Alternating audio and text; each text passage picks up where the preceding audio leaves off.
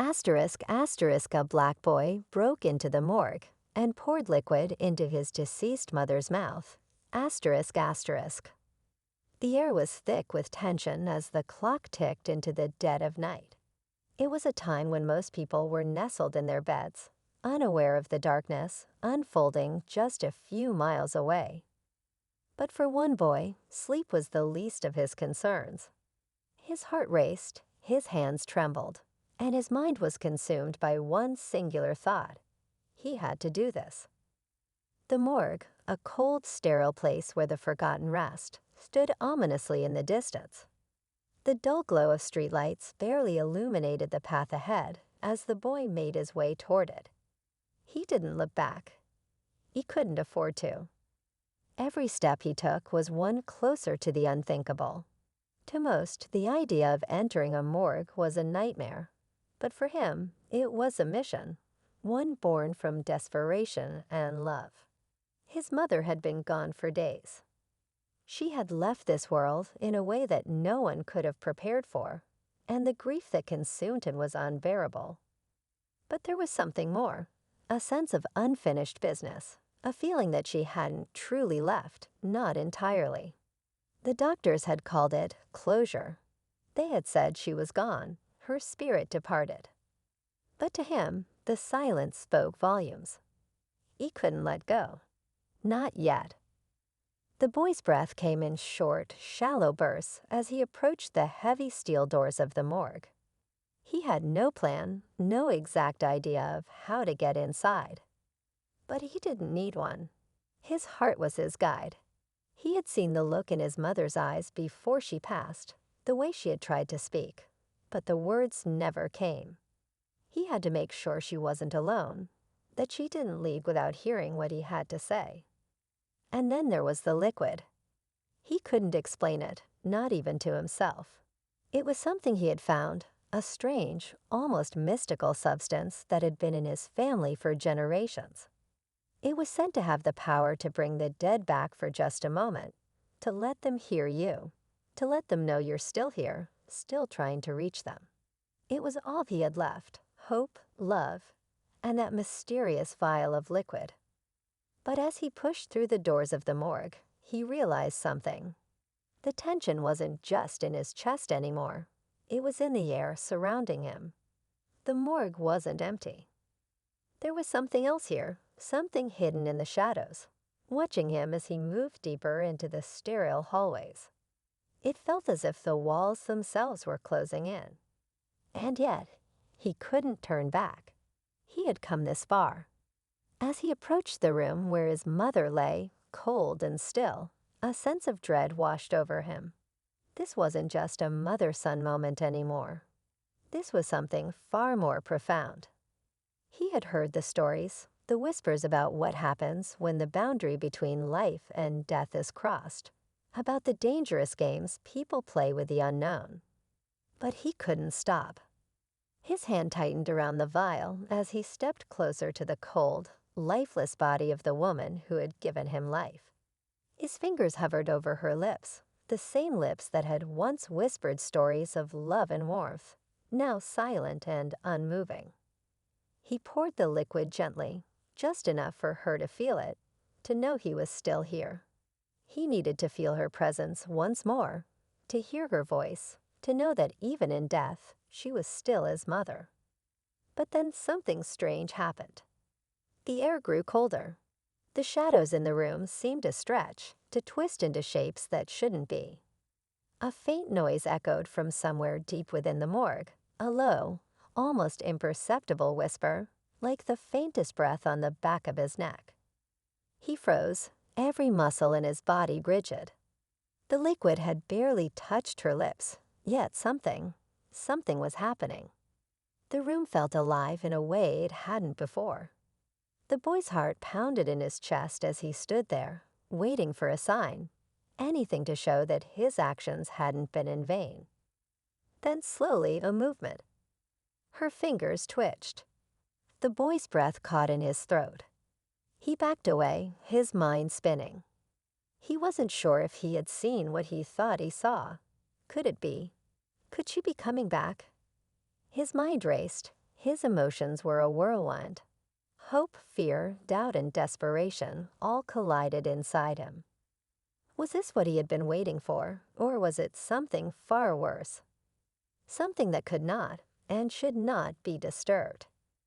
And then, as quickly as it had begun, everything stopped. The room returned to its eerie silence, the shadows no longer moving, the chill in the air dissipating. The boy stood frozen, unsure of what to do next, his mind still grappling with what had just occurred. Had he really seen it?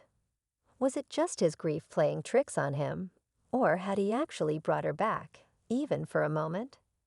But the question that lingered in his mind, the one he couldn't shake, was this.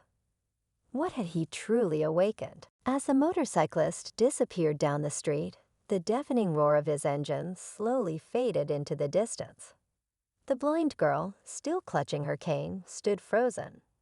Her heart pounded in her chest, not just from fear, but from something else, something that felt deeper. Beside her, the dog remained as still as ever, its body poised and alert, but its eyes betrayed a sense of calm determination. This wasn't the first time it had been tested, and the blind girl knew it. She knew the strength, the training, the history behind the dog by her side. She had gotten the dog a few years ago, after years of struggling to navigate the world without help. It was her lifeline, her independence embodied in fur and loyalty. But this dog had not always been a guide dog. It had a past that no one, not even the blind girl, fully understood until much later. The dog, named Titan, had once been a canine officer. A hero in its own right, working alongside the police to protect the community. Titan had been trained for protection, for tracking, for saving lives in moments of crisis. The stories of its past were known only to a few, mostly the police officers who had worked with him, but one thing was clear. Titan wasn't just any dog. It was a warrior at heart, forged in the toughest conditions, a survivor of countless situations that demanded strength, intelligence, and incredible restraint. When Titan had been retired from the force, it wasn't because it was no longer capable. Far from it. It was simply time for Titan to have a new purpose. And that purpose was to serve someone who needed it, just as much as the police officers who had relied on him. For the blind girl, Titan wasn't just a guide dog. It was a protector, a companion, and a symbol of resilience. The motorcyclist, meanwhile, had no idea what he had just provoked. He had been quick to judge and dismiss what he saw as just another blind girl and her dog. But the reality was much more complicated. He had no idea that the dog he kicked had once fought alongside those who had risked their lives for others. He didn't realize that the dog had been through far worse than a careless kick. And now Titan was faced with a decision, one that no one could predict. The blind girl, sensing the shift in the air, gently patted Titan's head. "It's okay, boy," she whispered, though her voice trembled. She knew Titan would never hurt anyone unless it was absolutely necessary. But she also knew that the dog had limits, just like everyone else. The disrespect shown by the motorcyclist was one thing, but the danger was another. The girl wasn't worried about herself. She wasn't even worried about the dog's physical well-being. It was the emotional toll, the trust that could be shaken by such an act of violence, that truly scared her. The world around them seemed to have frozen in place. The sun hung low in the sky, casting long shadows over the street as they stood there, in a moment of uneasy stillness. But that silence was about to be shattered. The blind girl could feel the tension in Titan's muscles, a subtle shift in its demeanor. Titan wasn't just standing there anymore. It was waiting. The years of training, the instincts of a canine officer, all of it was coming to the surface. The motorcyclist, oblivious to the storm he had just set in motion, pulled up at a gas station several miles away. He parked his bike and took off his helmet, stretching as the cool air hit his face. He felt a sense of smug satisfaction, as if the incident had been a moment of victory. He didn't feel guilty. He didn't feel remorse. To him, it was just a fleeting interaction with a stranger on the street. Nothing more. But as he walked into the convenience store, something inside him shifted. It was a feeling he couldn't quite place, but it gnawed at him. The incident with the guide dog lingered in his mind, and as he reached for a bottle of water, he felt an odd sense of unease. He couldn't shake the image of the dog's unblinking eyes, its calm gaze that seemed to see right through him. The motorcyclist chuckled nervously to himself. "What a weird thing to be thinking about," he muttered, shaking his head. Yet no matter how much he tried to dismiss it, the unsettling feeling wouldn't go away. Something wasn't right. He didn't know it yet, but the consequences of his actions were about to catch up with him. His past, his choices, all of it was about to collide with Titan's unyielding sense of justice. Back on the street, the blind girl and Titan had started walking again, though neither of them felt the peace they usually did.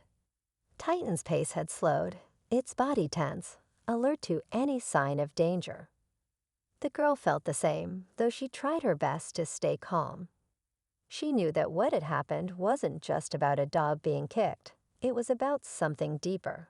It was about respect. About understanding that those who seemed powerless were far from it.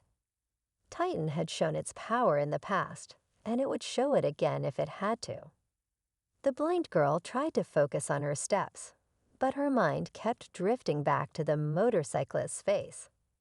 There was something about him, something that told her this story was far from over. The world felt smaller somehow, like a strange web of fate was drawing them together again, whether they liked it or not. The motorcyclist returned to his bike and started it up, the engine growling to life as he revved it once more. This time, however, as he turned the throttle, something felt different. It wasn't just the usual thrill of the road. There was an underlying tension, a force pulling at him, urging him to turn around and face the consequences. He couldn't explain it, but the feeling was undeniable. And that's when it happened. A loud crash shattered the calm, followed by a sharp bark that echoed through the air. Titan had made its move. The motorcyclist's whirl spun as he looked back and saw the dog, charging at him with the speed and precision of its former canine training. It was not a wild attack, but a calculated response to the disrespect it had been shown. The motorcyclist had no time to react. His heart raced as the dog closed in, and the girl's voice, clear, calm, and filled with authority, shouted out, "Stay back." The motorcyclist, stunned by the sound of Titan's bark, whipped around just in time to see the dog charging toward him with an intensity he hadn't expected. His body froze, instincts fighting to react, but it was too late. Titan's movement was swift, calculated, the result of years of training as a canine officer. The motorcyclist stumbled back, barely managing to maintain his balance as he tried to retreat. But Titan wasn't just rushing to confront him. It was positioning itself, its focus unwavering, eyes locked on the man who had shown disrespect. For the first time, the motorcyclist realized the gravity of his actions. This wasn't just a random street encounter. This wasn't just some dog. This was a trained, intelligent animal capable of much more than he had ever imagined. Panic surged through him. He had kicked the dog out of frustration, but now, faced with Titan's calm but unrelenting gaze, he could see the error in his ways. The blind girl stood behind Titan, her voice clear and commanding as she called out again, "Titan, stay." The dog immediately halted, its muscles coiling as it turned its head to her, waiting for her next command. The motorcyclist, breathing heavily, couldn't believe what he was seeing. He had been ready to get away, to forget the whole incident, but now the world had turned on him. He felt a growing sense of guilt, mixed with fear and confusion. "Listen, I didn't mean to." He stammered, his words faltering as he tried to explain himself. but there was no way to undo what had been done. The blind girl, her expression firm but not angry, approached slowly, her cane tapping rhythmically on the pavement. "You didn't just hurt a dog," she said, her voice steady. "You hurt a companion, a protector, and that's something you'll have to live with." The motorcyclist opened his mouth to speak, but no words came out. Instead, he stared at the blind girl and the dog, the weight of his actions settling in. He had acted on impulse, without understanding the full story. But now, as he stood before them, he could see how wrong he had been. Titan stood perfectly still beside her, never once showing aggression, its eyes softening, its posture relaxed as the girl commanded. She didn't need to say anything more. The tension had already begun to dissipate. The motorcyclist, still shaken, took a step back and lowered his head in silent apology. He didn't know what kind of punishment he expected, but the girl didn't offer any. She didn't need to. The lesson had already been learned in the simplest of terms: respect. Respect for others, respect for the bonds between humans and animals, and respect for those who, in some ways, are stronger than they seem. I'm sorry," he finally muttered, his voice low, almost ashamed. The blind girl nodded, acknowledging his apology but offering no forgiveness, for there was nothing more to say. She didn't need his forgiveness to move forward. What mattered was the trust between her and Titan, the unspoken bond they shared. And that trust hadn't been broken. The dog remained loyal, composed, ever the protector. As the motorcyclist started his bike and slowly turned away, he couldn't help but glance back once more. He saw the blind girl and the dog walking away from the street, their figures framed against the setting sun. The image stuck with him, the sense of something far deeper than what he had initially seen, something more meaningful than a passing moment of anger. He couldn't shake the feeling that he had encountered something profound, something that would stay with him long after the incident was over. The blind girl and Titan continued down the street, the dog's steady pace never faltering. The girl's thoughts drifted, not to the motorcyclist, but to the future. She knew that, even though things had been set right in this moment, the world could be unpredictable. But with Titan by her side, she felt a sense of peace. A sense of confidence that she would always have a protector, someone who could face the challenges of the world, no matter how great they seemed. She didn't need to explain herself. The world would see, in time, just how strong the bond between them truly was. And as they turned the corner and disappeared from view, the motorcyclist's presence faded, leaving only the echo of Titan's legacy. The dog had shown him something that day, something that went beyond the typical boundaries of man and animal, something that told the motorcyclist that respect, true respect, wasn't earned through force or fear, but through understanding and honor. The story of Titan, once a K-9 officer, and the blind girl was far from over. Their journey continued, with the dog ever watchful, ever loyal, and always ready to face whatever challenges lay ahead, together.